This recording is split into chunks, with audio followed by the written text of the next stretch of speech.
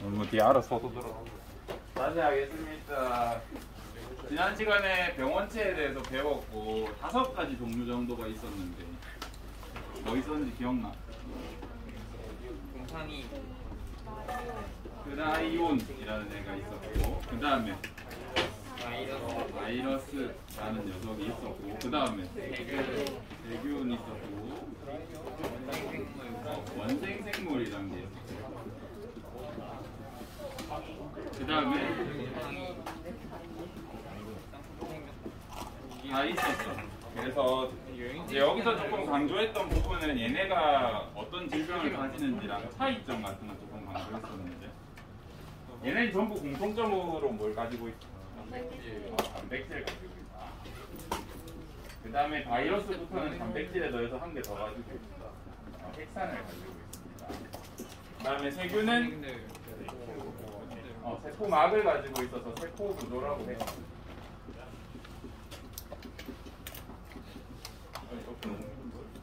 그 다음에 원생생물부터는 핵이 있어. 다른 말로 핵막이 있다는 거예요. 그 다음에 곰팡이부터는 얘는 다세포 생물의 상태로 존재할 수 있습니다. 그러면 이제 이거 말고 얘네 때문에 걸리는 질병 알아야 된다 그랬잖아. 프라이온 때문에 걸리는 거 아는 거 있어? 광우병. 광우병. 바이러스는 독감, 감기, 에이즈, 등등등등 감시라고 보이네. 그 다음 세균은 폐렴, 혈액 같은 거. 이제 그 외에도 쌤이 몇 가지 안내드렸었고, 그 다음에 원생생물은 수면병, 말라리아랑 수면병, 그죠? 곰팡이는 대표적으로 무좀이 있었죠. 그래서 이런 병들이 있었다. 이런 것들 때문에 우리 몸에 질병이 생겼고, 질병의 기준 같은 거는 알려드렸었던 것 같습니다. 오늘 할 걸 뭐냐면 면역의 종류야. 그러면 면역이 뭐였어? 우리 몸의 방어작용 중에 이제 병에 대한 거, 병원체에 대한 방어작용, 그죠? 한마디로 표현하면 방어작용이다 라고 생각해주면 돼. 근데 이 면역이 우리 몸 바깥에서 일어나는 경우가 있고 몸 안에서 일어나는 경우가 있어. 이건 아직 안 했지. 몸 바깥에서 적을 막아주는 방법이 있어. 일단 우리 면역하기 전에 면역의 종류에 대해서 오늘 해야 되니까 그냥 다시 볼게. 우리 면역을 크게 나누면 크게 2가지 면역이 있어요. 뭐가 있냐면 비특이적 면역이 있어. 어제 다른 반 수업할 때는 쌤이 가로로 적었거든요. 오늘 세로로 한번 적어보자.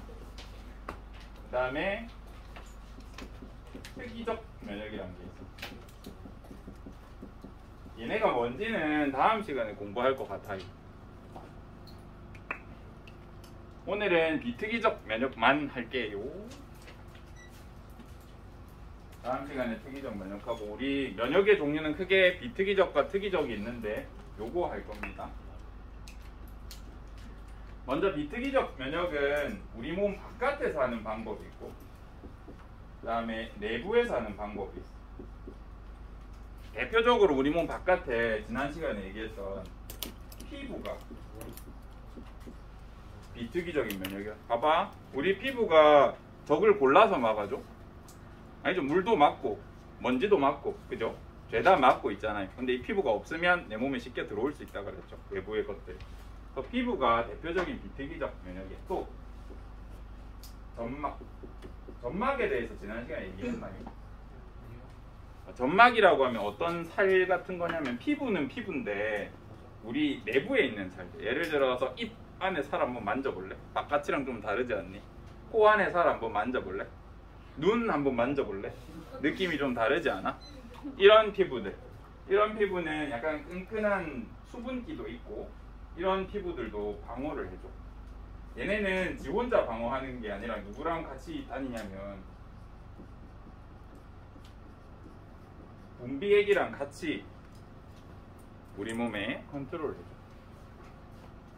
네. 점막에는 털도 있어. 피부랑 점막을 조금 구분하기 어렵지만 털도 보통은 점막에 있습니다. 이렇게 사람 얼굴이 이렇게 있으면 사람이라고 하면 코 안에 이렇게 공간이 있다 치자. 그래서 여기 털이 너 얘기 했었니? 안 했죠? 뭔가 좀 괴물같이 이 코입니다. 코 안에 공간이고 이물질이 이렇게 들어오면 코 안에 점막으로 되어 있고 털이 있어. 그리고 분비액인 콧물 같은 것도 있어. 그래가지고 여기 달라붙으면 이 털이 어떻게 해주겠니? 살랑살랑 바깥으로 밀어줄게. 하다가 이렇게 이제 코딱지가 점점 바깥으로 나오는 이유, 코딱지가 바깥에 맺히는 이유가 있다고요. 털이 살랑살랑 밀어줘. 근데 이렇게 해도 안 밀리는 경우가 있어. 그러면 어떻게 하게? 뇌에서 연수가 야 횡격막 수축해 이렇게 하면 공기를 순간적으로 하고 밀어내서 재채기를 이렇게 하게 됩니다. 그래서 재채기나 기침은 하늘 이유의 95%가 내 몸에 안 좋은 거 갖다 버릴 때 써. 그래서 친구들 기침하거나 하면 도망가세요. 안 좋은 거 나옵니다. 붙어 있는 거, 내 몸에 필요 없는 것들 나오고 여기에 세균 잘 살아. 습하고 따뜻하잖아요. 그래서 애취하면 거의 더러운 게 나오기 때문에 웬만하면 막고 하시고 마스크 꼭 쓰시고 피하십시오. 알겠죠? 분비액은 대표적으로 뭐가 있냐면 우리 콧물 이런 것도 있지만 침, 땀, 눈물, 침, 땀, 눈물, 침, 땀, 눈물 이렇게 생각해 주시면 됩니다. 입에 뭐 들어갈 때 너희 어떻게 막 모래 왕창 들어갔어? 그럼 막 퇴퇴퇴퇴 하지 않아? 그지? 침 막 분비되면서 뱉죠. 눈에 뭐 들어가면 뭐 엄청 나오지 않아? 눈물 막 나오죠. 땀도 우리 이 분비물이 외부로부터 이렇게 씻겨 내려가는 이런 역할을 합니다. 이제 할 게 문제인데 특이적 면역은 내일 할 거니까 내부에서 우리 몸 안에 들어왔을 때 이제 문제가 되는 것들이 보자고요. 대표적으로 염증이라는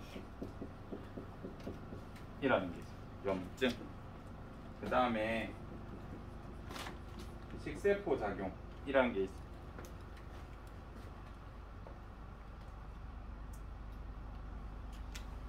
얘는 세균에 좀 초점을 둬서 식균 작용이라고 표현하는 책도 있다.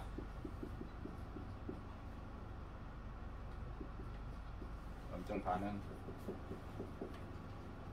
그 다음에 여러분이 대학교나 어디 가서 배울 만한 건데 저거만 놔라. 절대 시험 안 낼게. 밑에 두 개는. 지금 적을 두 개는 기억 안 해도 된다. 보체라는 것도 있고 그 다음에 인터페론 이런 것도 있어. 인터페론. 근데 얘랑 얘는 그냥 여러분들이 열심히 공부하다 보면 또는 뉴스 기사 접하다 보면 이런 표현이 나올 수 있어. 요건 우리 맨 뒤에 면역 다 끝나고 나면 선생님이 슈퍼 면역자 얘기하면서 요거 얘기해 줄게. 가끔 어떤 친구들이 있냐면 내 앞에 옆에 뒤에 대각선 앞뒤 다 코로나 걸렸는데 지만 안 걸리는 경우가 있어요. 심지어 밥도 같이 처먹고 목욕도 같이 했어. 기숙사 애들 중에. 근데 안 걸리는 애들이 있다고. 그 애들이 이제 슈퍼 면역자라는 표현들이 있는데 그 친구들은 이제 요런 게 좀 잘 발달된 친구들이 있어. 간혹 선천적으로. 장점도 있지만 단점도 있다. 그거는 우리가 뒤에 맨 뒤에 한번 얘기를 해보자. 요거는 조금 어려워. 여러분이 되게 낯설어 해가지고 일단 식세포부터 보자. 우리 몸은 식세포 작용은 적을 먹는 거야. 누가 먹냐면 우리 몸의 백혈구 중에 대식이가 있어. 대식이.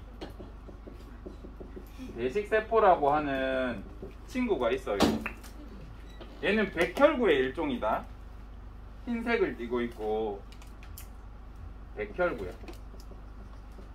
혈구 중에 흰색 띠면 다 백혈구다 얘들아. 대식세포 하얗다. 투명하다. 그래서 백혈구라고 하고 얘는 조금 특이한 점이 있어. 얘를 나타낼 수 있는 특이한 부분들이 물질마다 있을 거 아니에요. 그죠? 얘를 먹고 나면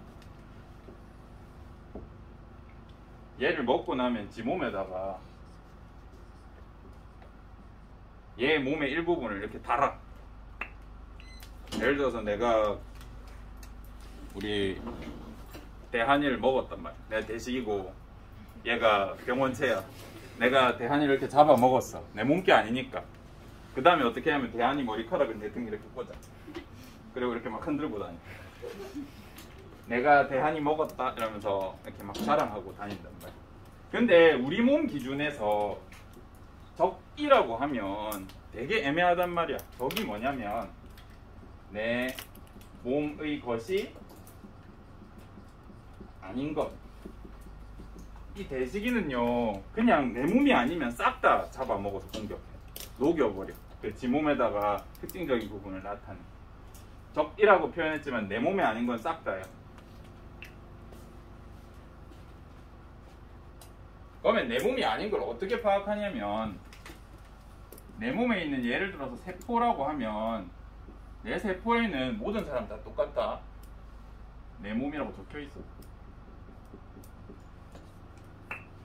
내 몸에 모든 내 몸 세포에는 내 몸에 대한 표시가 있어. 대식이 눈 있는 거 아니잖아요. 그죠? 그래서 얘가 어떻게 점검을 하냐면 내 몸이라고 적혀있는 이렇게 만져봐. 만져보고 오케이 이거 우리 팀. 이거 우리 팀. 이렇게 만졌는데 이제 대한이가 만져주면 어떻게 되겠어? 그럼 이제 잡아먹어서 녹이는 거라고. 그러고 나면 몸 바깥에다가 대한이 머리카락 같은 거 이렇게 등에 달아다 꽂고 이렇게 표시를 해. 내가 이런 거 먹었다. 자랑들을 합니다. 이게 대표적으로 식세포 작용이야. 심지어 예를 들어서 나 손톱 있잖아요. 근데 친구 똑같은 사람의 손톱 세포를 내 몸에 집어넣어도 어떻게 될까? 내 몸이라고 안 적혀져 있겠지. 내가 대한이 손톱 세포를 내 몸에 넣었어. 그러면 그 손톱 세포에는 뭐라고 적혀있어? 대한이라고 적혀있다고. 내 몸이 아니잖아. 그지? 그래서 공격해버려요. 이것 때문에 이제 이식 거부 반응이라는 게 일어나. 이거 얘기 하나만 하고 갈게. 간혹 우리 무슨 거부 반응이라는 걸 막 하잖아요. 장기 이식하면 해도 심장도 간도 콩팥도 이런 거 막 이식하잖아요. 이식하면 처음에 이식할 때 먼저 뭘 찾아? 기증자를 찾기도 하지만 내 몸이랑 맞는지 찾아. 근데 주로 누가 맞아? 가족들이 조금 맞는 편이에요. 왜 그러냐면 우리 엄마랑 아빠랑 만나서 결혼해가지고 내가 나왔잖아요. 그래서 내 몸이라는 이 표시는 내 유전자에 새겨져 있어. 근데 엄마 아빠 섞여서 만들어져 있기 때문에 나랑 다를 수도 있어요. 근데 높은 확률로 가족이면 유전자가 비슷하겠죠. 그래서 완벽하게 일치할 수는 없는데 부병화라고 했을 때 우리 부모님 몸속에 부병회 정도는 있을 수 있다고. 그지? 요 정도가 되면 내 몸이 착각을 해. 이렇게 만져보니까 부병화? 부병회? 내 몸인가? 오케이 이렇게 넘어간다고. 요 정도 되면 이식해도 상관이 없어. 근데 내 몸이라고 안 적혀 있으면 어떻게 될까? 내 몸이 아니니까 적으로 인식해. 그래서 그 기관을 파괴해버려. 남의 콩팥을 달았는데 나랑 안 맞아. 적합하지 않아. 면역적으로. 그러면 내 몸의 면역세포가 그 콩팥을 다 파괴해버려요. 얘가 가서 다 잡아먹어. 이해되시죠? 이런 게 식세포 작용이죠.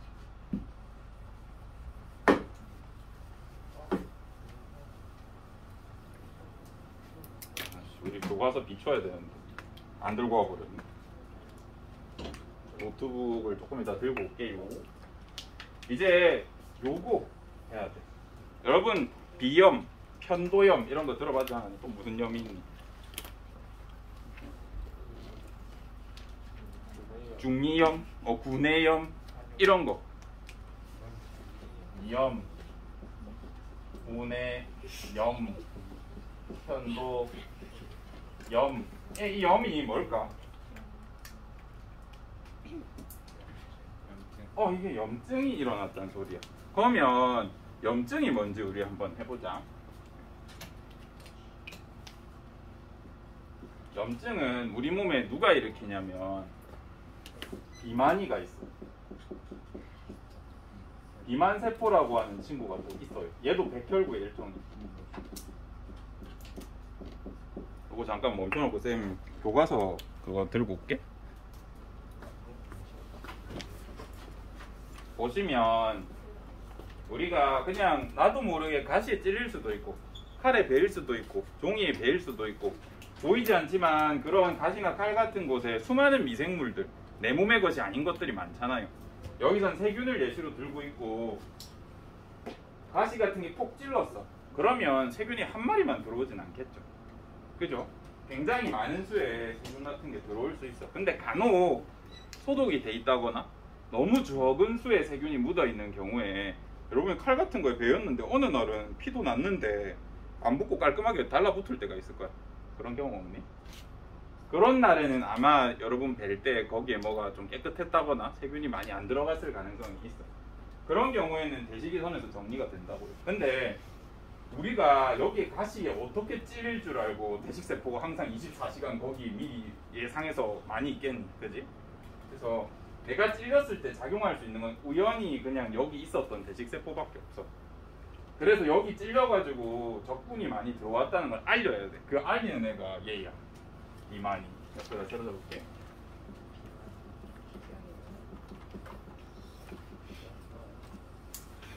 비만세포가 비만이라는 이름이 붙은 이유가 원래는 지방세포. 지방세포는 여러분 그 살쪘을 때 커지는 그 지방세포 맞아요. 얘가 이렇게 핵이 있으면 이 지방세포를 관찰해보면 현미경으로 이렇게 이 안에 지방들이 지방 이렇게 차 있다고요. 근데 이 비만세포도 뭔가 관찰을 해보면 여기에 핵이 있고 뭔가가 가득 차 있어. 그래서 예전에 안 좋은 현미경으로 봤을 때 얘네 두 개 구분을 못했어. 그래서 얘도 뭔가 지질 같은 게 가득 차 있구나 라고 생각했는데 나중에 알고 보니까 지방세포는 진짜 지방이 다 있는 거고 비만세포, 백혈구의 일종인 얘는 이 안에 뭐가 있냐면 히스타민이라고 하는 물질이 있었어. 얘는 별표치고 꼭 알아야 된다. 히스타민 여기 적혀있죠. 우연히 가시 같은 게 찔렸어. 내 몸에 적군이 많이 들어왔어. 그러면 24시간 대시기가 여기 예상할 수 없기 때문에 지나가던 비만세포가 이 히스타민을 주변에다가 엄청나게 분비해. 이렇게 히스타민을 와다다다다다 이렇게 왕창 분비해. 그러면 이 히스타민이 어떤 역할을 해줘. 그래서 히스타민의 역할은 꼭 알아야 된다 얘들아. 별표 치시고 히스타민 빨강색 보여요 글자? 보여? 뒤에죠? 보여? 얘들아? 첫 번째 히스타민의 역할. 비만세포가 적군을 발견했을 때 이 물질을 주변에 확 분비하게 되고 첫 번째 역할 대식세포 유도야.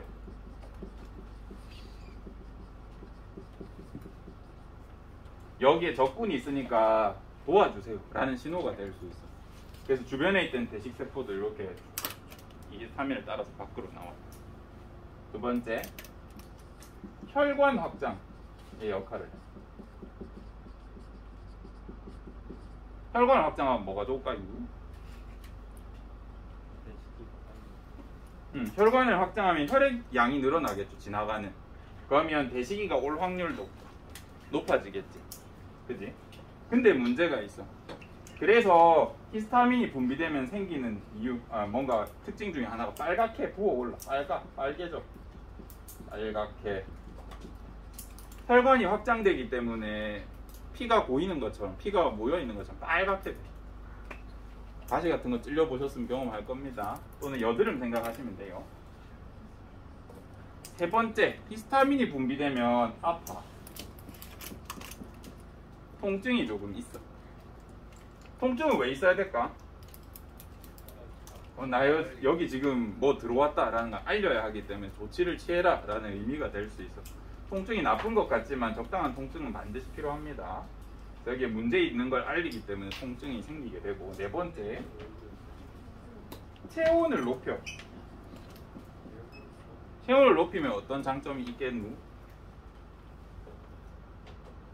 우리 뭐 여러분 발목 삐거나 아니면 크게 다쳤을 때 거기 처음에 막 엄청 열 많이 나지 않아? 뭔가 다치거나 감염됐을 때 만져보면 열이 엄청 많이 나서 막 냉찜질 하라는 거 본 적 있을 거예요. 체온을 높이면 내 세포도 잘 작용을 못하지만 세균들도 잘 작용을 못해. 또 체온을 높이면 혈관이 어떻게 돼? 확장되기도 하잖아. 체온 낮추려고. 그지? 그래서 더 많은 혈액이랑 혈구들이 내 쪽에 와줄 수 있어. 다섯 번째. 얘는 끈적거려. 이게 어떤 이점을 줄까? 그라데. 여기가 물고 안 끈적거려. 그럼 얘네가 쉽게 막 수용해서 넘어갈 거 아니야. 근데 끈적하게 만들어줘. 그러면 멀리 퍼지기 힘들겠죠. 그죠? 우리한테는 요 1cm가 얼마 안 되는 것 같은데 세균한테는 막 한 마라톤 거리가 될 수도 있어요. 크기가 워낙 작기 때문에. 그래서 여기가 끈끈해진 효과 때문에 얘가 얼마 못 가. 그러면 대식세포가 올 때까지 시간을 벌어서 대식이가 다 먹어서 처리해 주겠죠. 그죠? 자, 같이 보면 대식세포 같은 혈구에 있는 성분들이 여기로 막 몰리잖아. 그래서 부어. 염증이 생기면 첫 번째 증상 붓는다. 두 번째 빨갛게 돼. 혈관이 확장돼가지고. 열이 발생해. 통증이 있어. 그 다음 시간이 지나면 이 끈적끈적한 액체 또는 여러분 여드름이라든지 뭐 다쳤을 때 감염됐을 때 시간 지나가지고 이렇게 딱 짜보면 뭐 나와? 고름 나오지 않니? 끈적한 뭔가 흰물 국물 나올걸. 과학용어로 농이라고 하는데 고름 생겨요. 이 누구 때문이라고요? 히스타민을 분비하는 게 누구라고요? 얘야. 그러면 우리 비염, 분해염, 현도염 이 다 염이 무슨 염자라고요? 염증의 염자잖아. 얘가 염증을 일으키는 원인이야. 그러면 우리 비염 친구들 좀 상비약 들고 다니지 않아? 비염 심할 때 먹는 거? 본 적 없어? 거기 뒤에 뭐라고 적혀있게? 네, 히스타민을 억제하면 염증이 완화될 거 아니에요. 그죠? 그래서 얘를 억제할 수 있는 물질인 항히스타민제가 이라는 이 물질이 아마 비염 치료제 대부분에 들어가 있을 거예요. 얘가 아니더라도 비슷한 역할을 하는 친구들이 많아서 그런 애들이 반드시 들어있을 겁니다. 그래서 염증이 뭐야?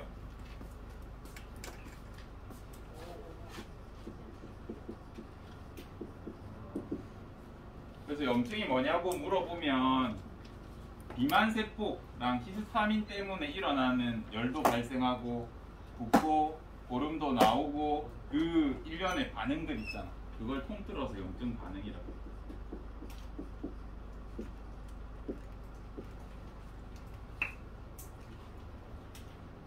아까 염증 반응이랑 식세포는 어디 들어간다 그랬어? 면역 중에 비특이죠. 병원체가 아니라 먼지나 땅콩 같은 게 들어가도 내 몸에 들어가도 나한테 별 피해도 없는데 얘네는 반드시 작용한다. 대상을 구분하지 않고 뭐만 아니면 공격해. 내 것만 아니면 내 몸만 아니면 다 공격하는 그게 바로 염증 식세포 작용입니다. 대표적으로.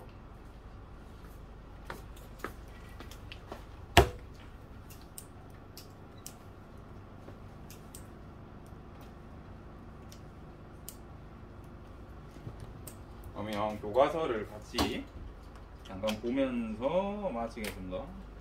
다 했다. 나 이제 출장 간다. 다음 시간엔 특이적 면역에 대해서 조금 같이 볼 거예요. 좀 지울게. 그거 히스타민 역할은 적어도 딱 꼭 공부하셔야 됩니다. 다음 시간에도 하긴 하겠지만.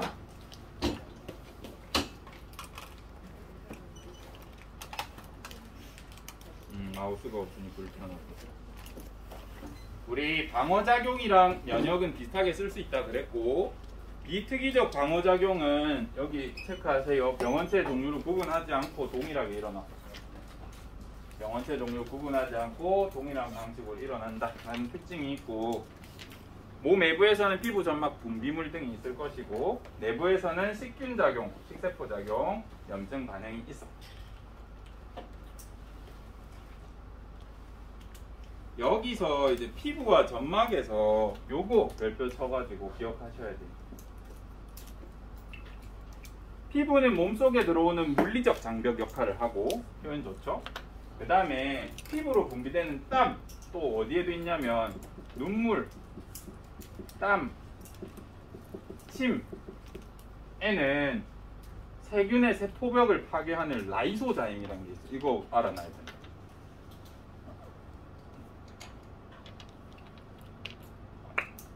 생각해 보세요. 우리 눈 한번 생각해 보십시오. 눈은 한번 만지지 말고 눈 이렇게 뜨고 이렇게 앞으로 걸어가 봐봐. 얘는 촉촉해. 그리고 뭔가 피부처럼 건조하지도 않아. 그래서 뭔가 먼지 같은 거 들어가면 잘 떨어지지도 않을 것 같고. 그리고 피부도 없어. 그지? 우리 요런 피부도 없잖아요.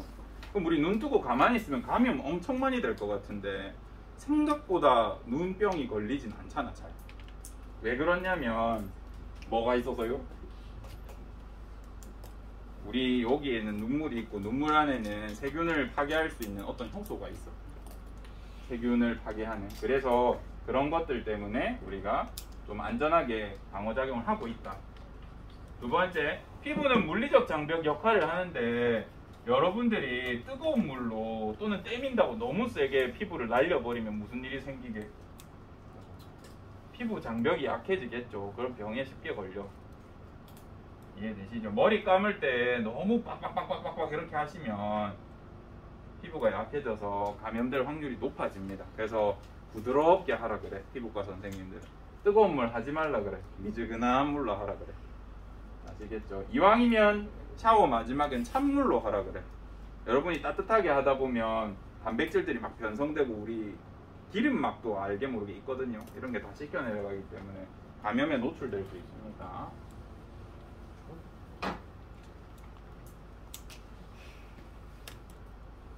근데 뭐 이론과 실제는 늘 같을 수는 없지. 그 다음에 눈물이나 콧물 같은 거를 점액을 분비할 수 있는 우리 점막 이런 것들이 있고, 분비된 점액에도 뭐가 있다고요? 라이소자임이라는 어떤 효소가 있어. 세균의 세포벽을 파괴하는. 그래서 병원체 침입을 얘네가 막아줘. 세균 작용은 여긴 병원체라고 썼지만 병원체 말고 내 몸 아닌 거 모든 거에 다 작용한다. 알겠죠? 병원체 종류 구분 안 한다 그랬으니까. 백혈구가 하는데 백혈구 중에 누가 한다고요? 대시기가 해. 이거 알아야 돼. 알겠죠? 이 파트 필기할 때 보면 빨간색 되게 많지 않니? 빨간색 다 중요한데. 다 중요해 여기. 그 다음에 염증 반응은 몸속으로 침입하면 열도 나고 부어오르고 붉어지고 통증도 일어나. 이거 전부를 그냥 염증이라 그래. 이런 거. 이게 염증 반응이고 누가 주된 역할을 해? 비만세포. 얘가 뭘 분비하면 특히 많이 일어나? 히스타민. 지금 되게 어색할 테지만 이 글자들, 이 단어들, 이 개념들 꼭 기억해 두셨다가 연습 많이 해주십시오. 오늘은 비특이적 면역작용했고 다음 시간에 특이적 면역작용 할 겁니다.